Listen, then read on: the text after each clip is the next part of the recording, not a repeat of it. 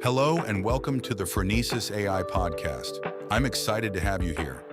Whether you're a student, entrepreneur, professional, creator, pastor, business owner, or simply someone curious about artificial intelligence, you've taken an important step by joining this journey.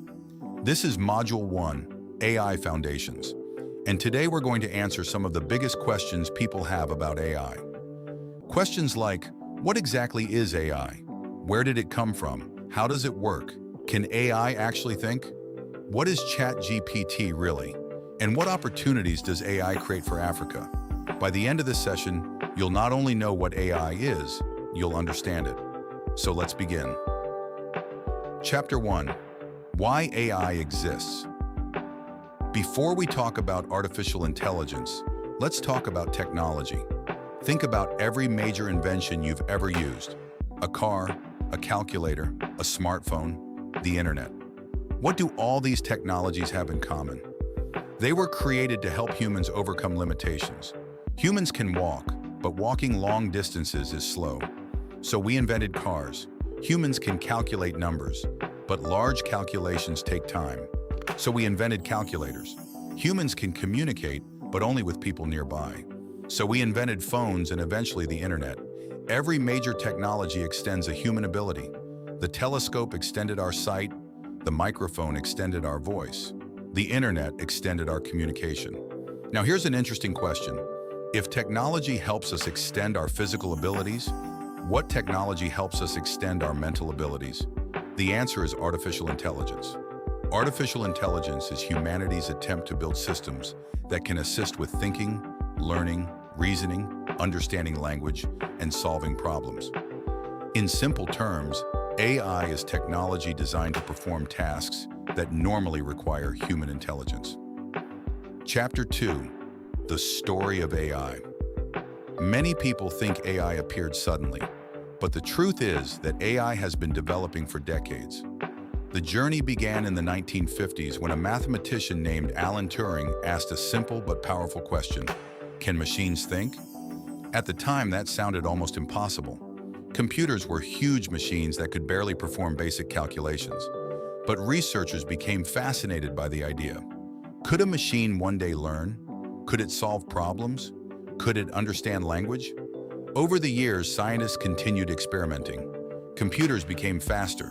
The internet created enormous amounts of information. Researchers developed better learning techniques. And eventually, we reached the point where AI systems could write, converse, create images, generate videos, and help solve complex problems.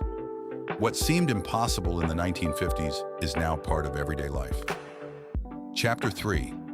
Understanding patterns. Now we're about to learn one of the most important ideas in all of AI. Patterns. Everything AI does revolves around patterns. But what exactly is a pattern? A pattern is something that repeats in a predictable way. For example, 2, 4, 6, 8. Most people immediately know the next number is 10. Why? Because you've identified a pattern. Let's try another one. Monday, Tuesday, Wednesday, Thursday. You know Friday comes next. Again, you've recognized a pattern. Here's the interesting thing. Your brain recognizes patterns every day without you realizing it. When dark clouds gather, you expect rain. When someone says, happy, you expect them to say, birthday. Your brain is constantly identifying patterns and making predictions. And this is important because prediction is built on patterns. The better you understand patterns, the better you become at predicting what comes next. Keep that idea in mind because it explains almost everything about modern AI. Chapter 4. How humans learn. Let's talk about learning. What does it mean to learn? Learning is the process of gaining knowledge through experience, observation, practice, or study. Think about a child learning language. Nobody hands a baby a dictionary. Instead, the child hears words repeatedly. Over time, patterns begin to emerge. The child learns that certain sounds mean certain things. Eventually, those patterns become understanding. In other words, humans learn by being exposed to patterns over time. The more examples we see, the better we understand. Now let's ask an important question. If humans need learning to become knowledgeable, how does a machine become knowledgeable? This brings us to machine learning. Chapter 5. Machine Learning. For many years, computers could only follow instructions.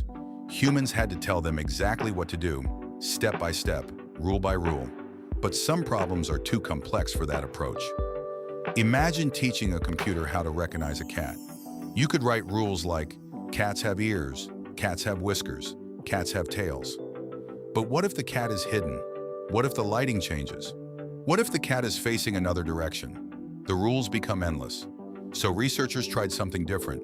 Instead of giving computers all the rules, they gave computers lots of examples. Thousands, millions, sometimes billions. The computer studies those examples and discovers patterns on its own. This process is called machine learning. Machine learning is simply teaching computers by exposing them to data so they can learn patterns. Just like humans learn from experience, machines learn from data. Chapter 6. What is a large language model? Now we can finally understand the technology behind tools like ChatGPT and Gemini. Let's start with language. Every day we speak, read, write, and listen.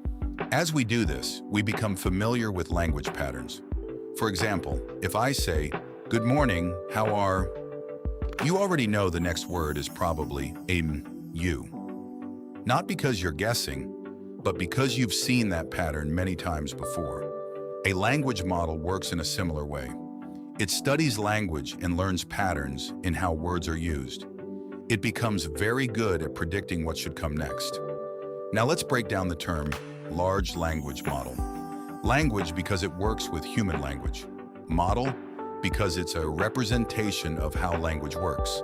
Large because it has been trained on enormous amounts of text, books, articles, websites, conversations, documents, billions and billions of words. Put it all together and you get this. A large language model is a system that learns patterns in language from massive amounts of text and uses those patterns to generate responses. So when you use ChatGPT, you're interacting with a large language model. The same applies to Gemini and Claude. Chapter 7. Does AI actually think? Now here's a question many people ask. Does AI actually think? The answer is yes and no. AI can perform tasks that resemble thinking, but it does not think like a human being. Humans use experience, emotions, intuition, self-awareness. AI does not possess these things. Instead, AI relies on data, patterns, and mathematical calculations. When you ask ChatGPT a question, it isn't remembering childhood experiences. It isn't expressing emotions. It isn't forming personal opinions. It is analyzing patterns and predicting the most appropriate response. This is why AI can sound intelligent, because it has learned an enormous number of patterns. Chapter 8. Why AI ethics matters. Let's imagine a city with no traffic laws, no traffic lights, no speed limits, no road signs. What would happen? Chaos. The problem wouldn't be the cars. The problem would be the lack of rules. The same principle applies to AI. AI is powerful, and powerful tools need responsible use. This is where AI ethics comes in. AI ethics is simply the set of principles that guide the responsible development and use of AI. Questions like, is this fair? Is this safe? Does it respect privacy? Could it harm people? These are ethical questions. As AI becomes more powerful, ethical responsibility becomes more important.